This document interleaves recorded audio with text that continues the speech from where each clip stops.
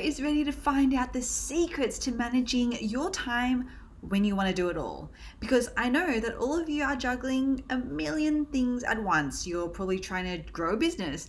You are raising a family. You maybe have a 9 to 5. Like perhaps you have to look after your parents as well. Like there's a million things that you're probably doing and you want to do it all, but how will you actually find the time to do it all? If this is you, then by the end of the video, you are going to have my foolproof system to do exactly that. To do it all, how to do it all when you want to do it all. I'm an e-commerce sales coach helping hundreds of female entrepreneurs just like you grow their e-commerce business. Now, for the best advice on growing your own e-commerce business, then using the live conversion method anchored in the power of human connection, tribe building, and sales funnels, then subscribe to my channel and hit the bell to be notified every time I post a video on Thursdays. And today I'm going to walk you through my 3 secrets to managing your time when you want to do it all. Now, let's start with the first secret, the first time management tool. And this, to be honest, took me a little bit to get used to, but it does work once you get into the practice of actually doing it. And that is it's stupidly simple, but that is to set yourself just 1 or 2 really chunky things to get done in a day. That's it. Pretty simple, right? And I used to, how this came about was I used to have a whole list of to-dos on one page, so I could see it all, and then I would just tick it off as I went and did it. And let me know who else does this. Let me know in the comments below if you also manage your time and your tasks this way. But you know what the problem is with this is that you never feel like you've accomplished anything, because that to-do list never ever goes down. It never gets shorter, right? It just doesn't. You're always adding to it. So what I found is that if I actually split my to-do list and set myself a goal of completing just 1 or 2 things a day, then I will actually feel like I've accomplished something in the day. And now, how do I choose if it's 1 thing or 2 things? It's really going to depend on how big that task is and how much time you actually have in your day to work on things other than, what we call BAU or business as usual tasks. So if I can get 1 big chunky thing done and complete in the day, that is a massive, massive win for me. And that means that I'm not going to feel guilty about then being able to take the night off, being able to spend it with my husband, my cat, being able to maybe work out or watch TV. Like, I don't feel guilty anymore because I'm like, yep, I got that 1 thing or those 2 things that I set out to do today done. They're complete. And it makes such a difference. It makes such a massive difference because I'm able to now tick everything off that I had set out to do. And it's seriously such a game changer because now I don't feel guilty. And now, why does that work? Because the key to time management isn't actually to pack as much as you can into a day. Like, that's into a limited amount of time. We all only have a limited amount of time. The key is not to pack it out. The key is actually to feel like, for your own self, for your own mental health and physical health, is to actually feel like you're progressing and you've accomplished something, so that you can actually be free to be present with your loved ones. You can be with your family, with your children, with your husband, with the people that you love and care about, without feeling like you're thinking about something else or doing something else or feeling guilty about being there in that moment. Okay, so that is the key, and I hope that that's making sense, because it is so, so important that this lands with you. So let me know in the comments if you have any questions about that. Now, the second secret that I want to share with you is actually something that I learned from Tony Robbins.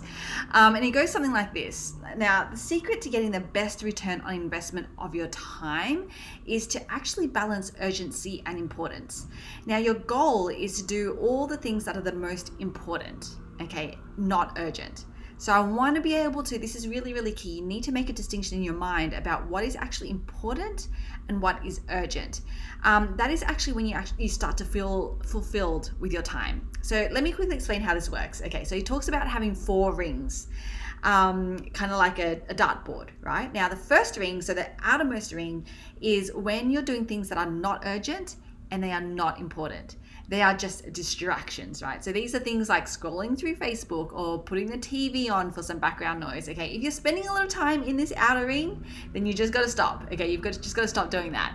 Now, the second ring inwards is where you're spending the time on urgent but not important things. Now, if you remember from when I started this topic off, you want to be spending your time on important things, not urgent. So in this ring, you're spending your time on not important things, which is not good, but they're urgent. Now, what we have a knack of doing is that in our minds, we make things that seem urgent feel important, and they're just not. So this could be things like answering emails straight away. It could be things like interrupting your day with phone calls, making more to-do lists, right? Things that you think are urgent but are actually not important. Not answering that email straight away is not going to be a make or break, okay? It's not going to, no one's going to die over it unless you're maybe a doctor. But that's, it's just not urgent. And when you actually step back and you go, the amount of things that you're probably doing that you think is important because it feels urgent, because I'm so guilty of this. Like, I've done this so much myself. The more you step back from that, the more you realize that you're actually doing this. And this is where Tony calls these people like, you're just deluding yourself, right? Or you have an urgency addiction, because you're making these seemingly urgent things feel important when really they're not. So you just have to be strict around this. Okay, now the third ring, so as we go inside towards the bullseye, the third ring contains items that are urgent and important. And unfortunately, these things will always come up. Okay, it's going to be things like your child injuring themselves and needing immediate attention. It's going to be things like customer service issues popping up that need to be resolved. Okay, those are both urgent and important things, and they have to be dealt with now. However, what you can do is you can, as much as possible, try to preempt them or be proactive around things like that. So how can you be proactive about customer service issues that come up, for example? So to do that, figure out what are the root causes. What are the typical main root causes for these customer service issues, and go and fix that. Because when you do that, then you won't have all of these fires to deal with, right? You can, so really the trick here is to step back, look at all of these urgent and important things, and see what the threads of commonality are, and then solve for those threads. So solve for those root causes. And then what happens is that they no longer become urgent, which is awesome. And then we have the center. Now the center is where you really want to be spending most of your time. And this is going to sound a little bit counterintuitive, but the center is where things are important but not urgent. Because when you're spending your time on things that are important but not urgent, this is when you're going to find fulfillment. So it might be spending that time with your family. It might be working on a new project that doesn't have to be done right now. You know this because it's not going to be, it's completely new. So it's not like it's going to be a make or break for your business. But it's actually the thing that maybe your heart is pulling you towards.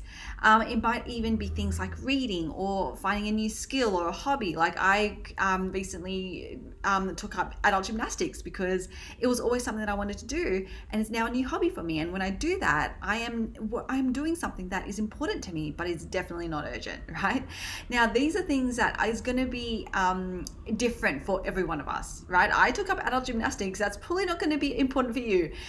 Being important for you, I don't know, it might be, like golf.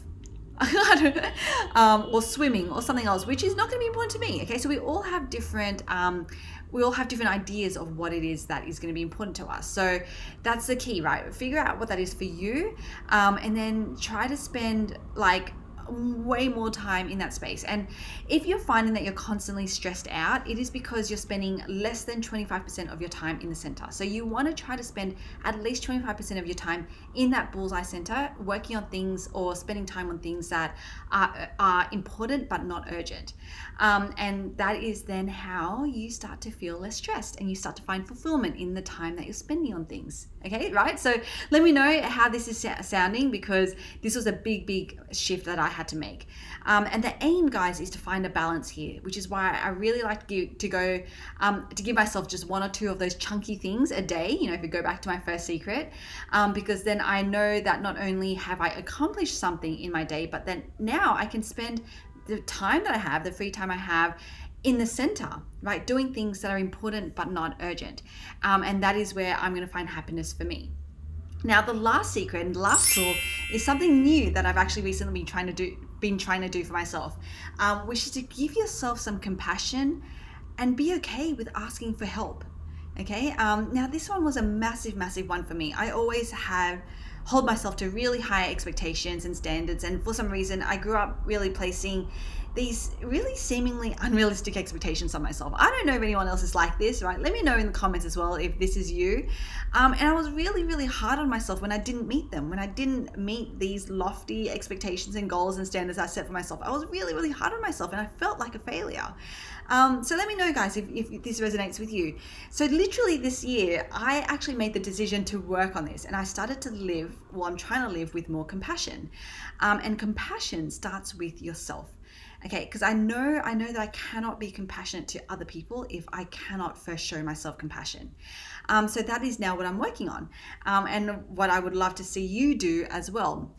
So give yourself some grace, that it's okay. It's okay that you don't absolutely have to do everything, get everything done all at once, like all urgently. Okay, give yourself grace for asking for help, whether that's having an honest conversation with your husband or your partner about all the things that you're trying to do and how can the burden be shared, right, or delegated to someone else, or whether that's finding some part-time help with your business, or a guide, a mentor, a coach who can help to alleviate the burden of working out the what to do so you can focus on the actual doing of it, the actual implementation.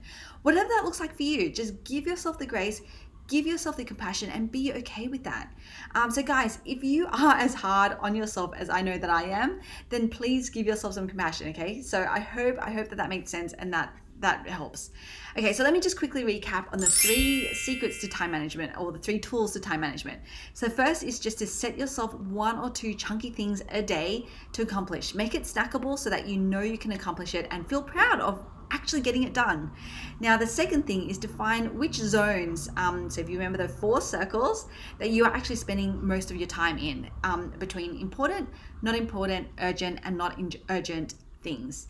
The secret to getting the best return on your time is learning to balance that urgency and importance, and try to spend at least 25% of your time in the middle, so on things that are important but not urgent. And then the third secret is to give yourself some compassion.